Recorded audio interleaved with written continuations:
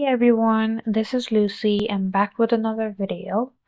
And for this video, I will show you how to insert a footnote in Word. So first, you need to have a paragraph, of course. And so let's say I need to add a reference to this paragraph.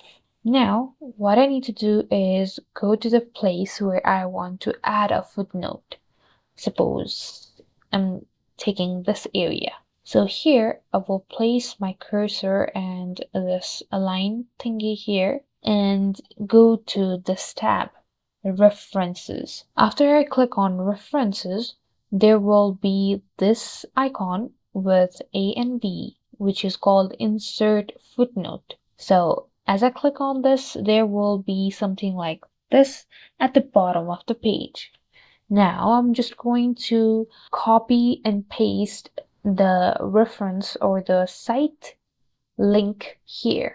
So this is my site where I got this paragraph from, the reference of this paragraph. Now, as I scroll up, you will see this number where I can access the footnote here. And that's it. Thank you guys for watching. For more tutorials, don't forget to like and subscribe.